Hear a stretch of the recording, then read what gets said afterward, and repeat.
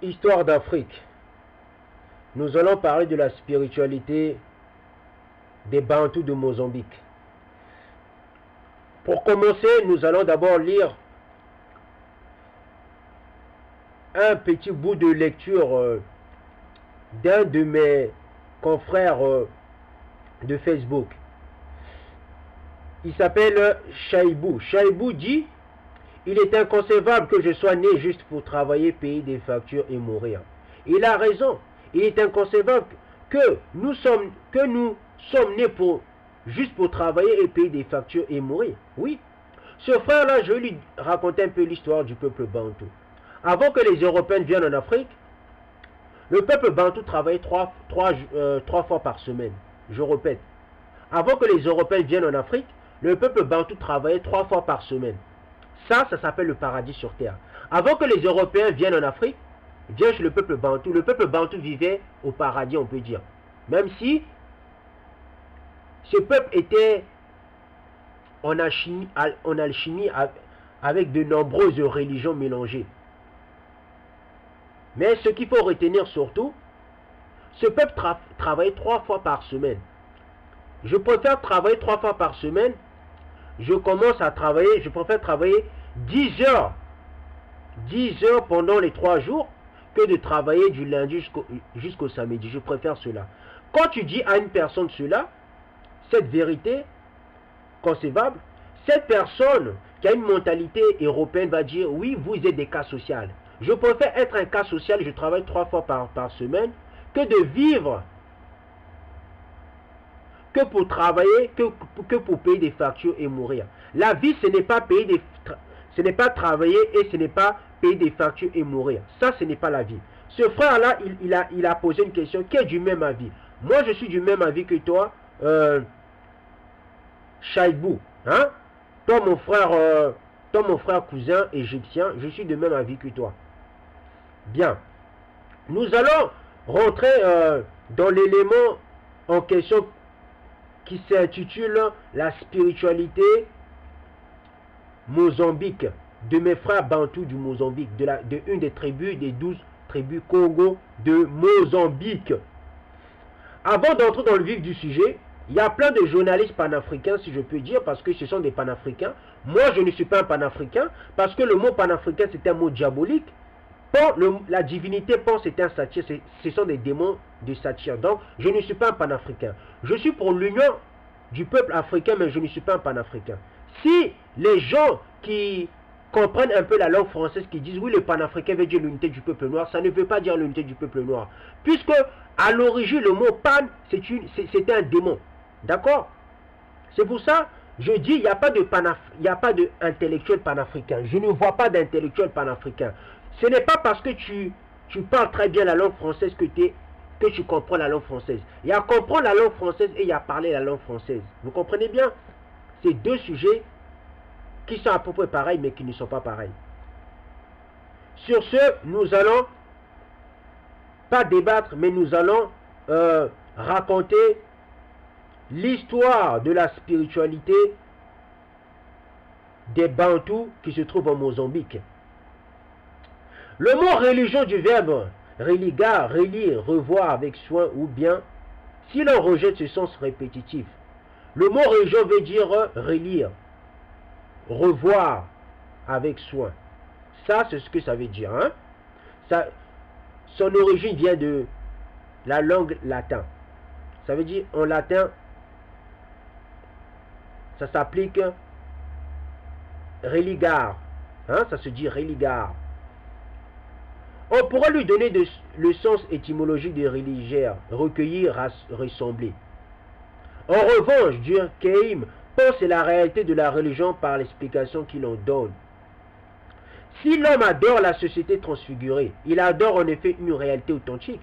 Nous voyons cela, le mot adorer, même chez les chrétiens. Même dans ma famille, je vois des gens qui disent « Oh, j'adore celui-là ». Même dans mon entourage, au sein du monde extérieur, j'ai beaucoup entendu, à chaque mot que je côtoie ces gens, oh j'adore ses cheveux, oh j'adore ses voitures, oh j'adore cette femme, oh j'adore les chaussures, oh j'adore t'habillent. Et ce sont les mêmes personnes qui se disent, je vais le dimanche à l'église. Oh, ce sont les mêmes personnes qui disent, oh oui, j'aime Jésus-Christ. Comment tu peux adorer Jésus-Christ et adorer aussi les habits, adorer une personne, adorer des vêtements, adorer plein de choses qui sont matérielles? C'est pour dire, nous sommes dans un monde. Je ne vois pas d'intellectuels dans ce monde. Les intellectuels panafricains, je ne vois pas et je ne vais jamais voir si je ne me trompe pas. Pourquoi je le dis? Il y a plein de gens qui sont même dans le panafricanisme, qui sont des spirituels, si je peux dire sur ce terme. Ils connaissent une petite vérité, c'est fini. Chez le noir, quand tu connais une petite vérité, oh le noir, ce noir-là, il croit qu'il connaît tout. Il y a même nombreux, ils se taguent, ils se disent qu'ils ont vu le Christ, ils se disent qu'ils ont vu Dieu, qu'ils ont parlé face à face avec Dieu. C'est pour dire, nous sommes dans une génération qui manque d'humilité. Vous voulez sauver votre propre vie, vous voulez aider l'Afrique, vous voulez sauvegarder votre vie, mais soyez humble. C'est la première des choses à étiqueter dans votre manière de vivre. Moi, je ne peux pas connaître tout. Parce que si je connaissais tout, mais je pouvais fabriquer une télévision, fabriquer des voitures. Je pouvais vivre tout seul. Mais si je ne vis pas tout seul, parce que j'ai besoin des autres. Parce que les autres, ils sont là pour m'aider. Ce sont des talents. J'ai besoin de leurs talents afin de progresser. Je ne peux en aucun moment dire un jour, oui, je connais tout. Je ne peux pas connaître tout parce que si je connaissais tout, j'allais vivre tout seul. Dans ce monde, j'allais vivre tout seul dans ce monde et il n'y aurait personne aux alentours de mon entourage, de l'environnement. Si l'homme adore la société transfigurée, qu'y a-t-il de plus réel que la force même de la collectivité? Ça, nous sommes dans la spiritualité, ou bien pour les religieux, dans la religion bantou chez les Mozambiques. La religion est une expérience trop permanente et trop profonde pour ne pas correspondre à une réalité authentique. Cette réalité authentique n'est pas Dieu. Il faut qu'elle soit la réalité située immédiatement au-dessous de Dieu, à savoir la société. Selon Durkheim, l'interprétation sociologique de la religion prend deux formes. La première forme met accent sur l'idée que, dans le totémisme, les hommes adorent sans le savoir leur société. Le totémisme, à l'origine, ce n'est pas diabolique. Le totémisme, c'est une figuration de l'emblème de chaque tribu. Chez les Bantous, la société, elle est en classe. Elle a une hiérarchie. L'égalité, ça n'existe pas chez le peuple Bantou. Que ce soit dans le couple, que ce soit en dehors du couple, même dans les cieux des cieux, l'égalité n'existe pas. Si l'égalité existait, il n'y aurait pas le mot hiérarchie. Le mot hiérarchie veut dire l'ordre. L'égalité, ça ne va pas avec l'ordre. Les hommes adorent sans le savoir leur société, ou encore que le sacré s'attache avant tout à la force collective et impersonnelle qui est une représentation de la société elle-même. La deuxième forme, les sociétés sont portées à créer des dieux ou des régions quand elles sont dans l'état d'exaltation. Cette attitude résulte de l'intensité extrême de la vie collective elle-même. La religion suppose donc le sacré, puis l'organisation des croyances relatives au sacré. Enfin, des rites ou des pratiques dérivées de manière plus ou moins logique des croyances. Une religion est un système solitaire des croyances et des pratiques relatives à des choses sacrées, c'est-à-dire séparées interdites. Croyances et pratiques qui unissent en même une communauté morale appelée Église. Tout ce qui adhère à cette essence, Durkheim la trouve dans l'opposition entre sacré et profane. Commune à tous les systèmes religieux, une religion est un système solitaire de croyances et pratiques relatives à des choses sacrées, c'est-à-dire séparées, interdites. Le problème consiste alors à expliquer pourquoi toutes les sociétés connaissent cette distinction, qu'il s'agisse des sociétés australiennes ou des sociétés modernes. Mais, étant dans le domaine de Bantou, c'est un Muntu. Muntu veut dire être humain chez ceux qui ne connaissent pas la spiritualité Muntu. Hein? Il y a Muntu et il y a la spiritualité Muntu. c'est la force énergétique de l'homme, c'est l'influence que l'homme peut avoir par rapport à la société. C'est aussi l'énergie vitale. C'est ça le tout.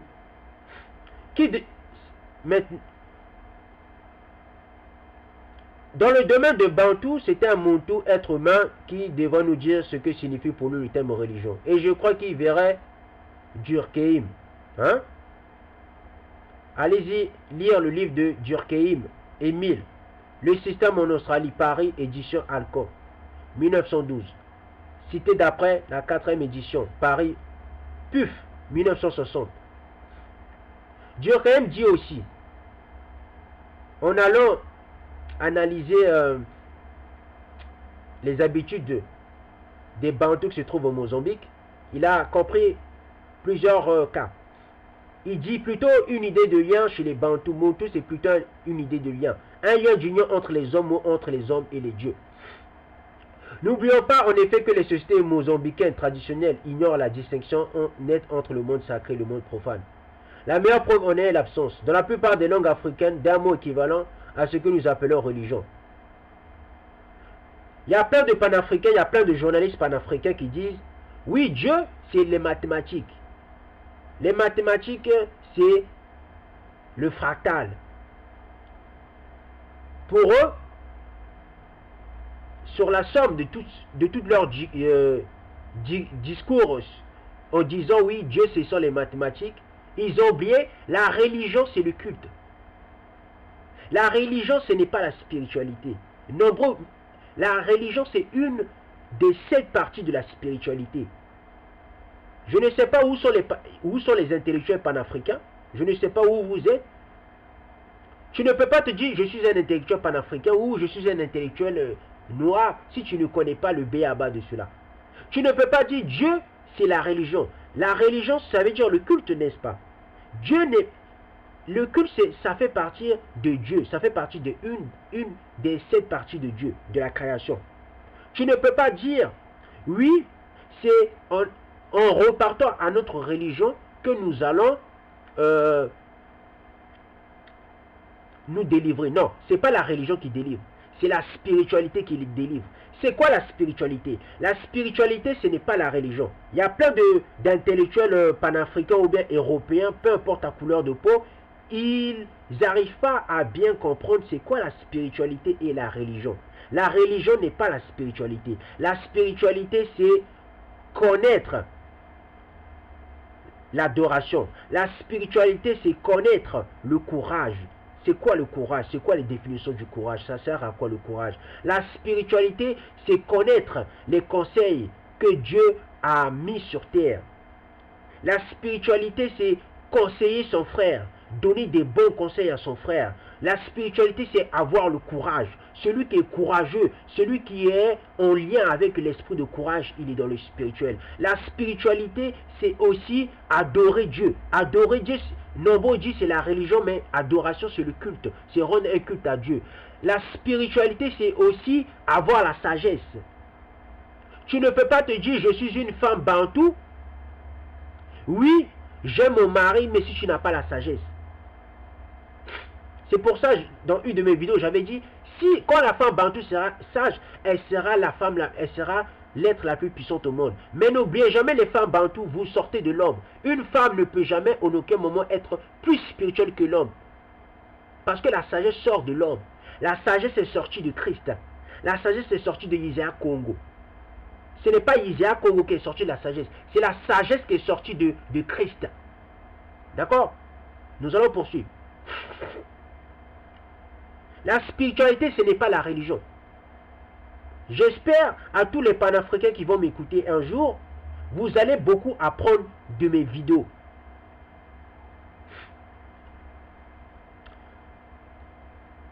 La meilleure preuve en est l'absence dans la plupart des langues africaines d'un mot équivalent à ce que nous appelons religion. Celle-ci était partie intégrante d'une culture vécue, comme un tout aux éléments indissociables, et dont les nombres réagissaient toutes les expressions de la vie collective et individuelle. Pour nous rendre compte de la place qu'occupe la religion traditionnelle chez les Bantous et du rôle qu'elle joue dans la culture bantou et négro-africaine en général, nous aurions pu suivre l'homme africain depuis la naissance jusqu'à son enterrement. et constater ainsi que sa vie individuelle et collective baigne dans une atmosphère religieuse. Vous voyez? Le salut n'est pas individuel. Si dans la Bible on vous dit le salut est individuel, gommez cela. Le salut est individuel et le salut est collectif. Si une personne commence à dire oui, le salut est individuel, c'est un égoïste. Celui qui vit individuellement, c'est un égoïste.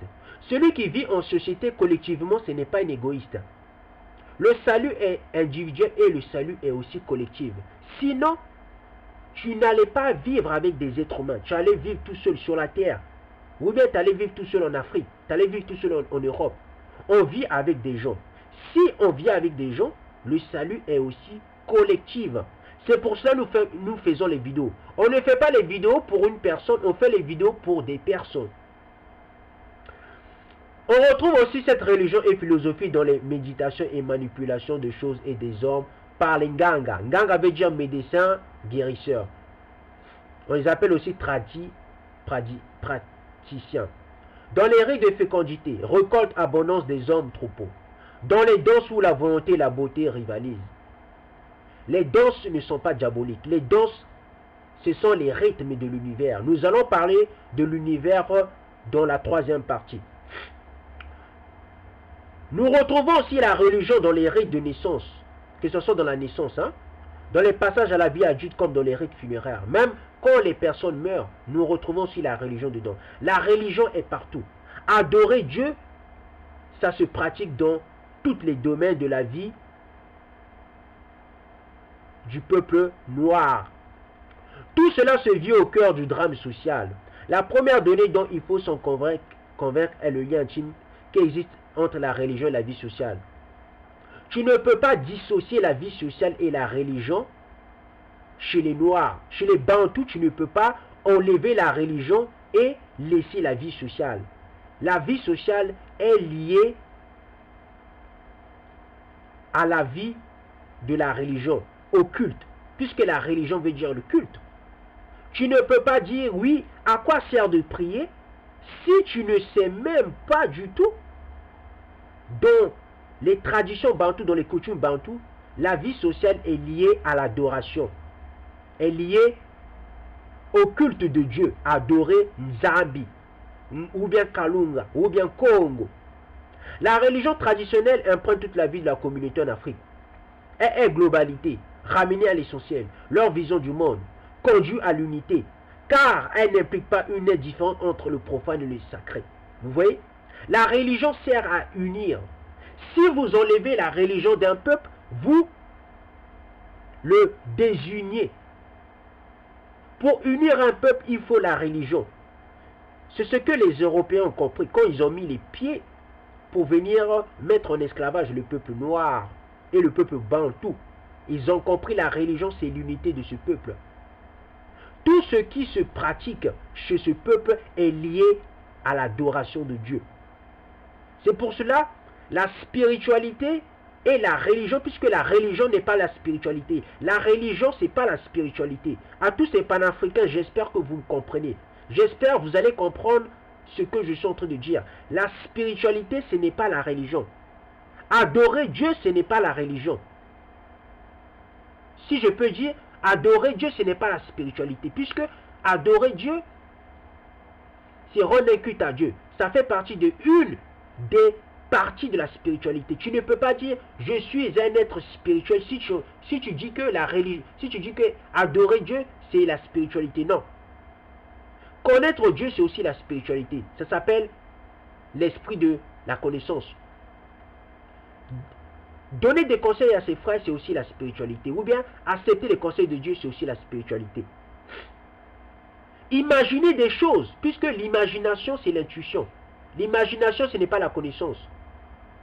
Nous allons encore réitérer cette logique dans la deuxième partie. La religion, elle n'implique pas une différence entre le profane et le sacré, la matière et l'esprit.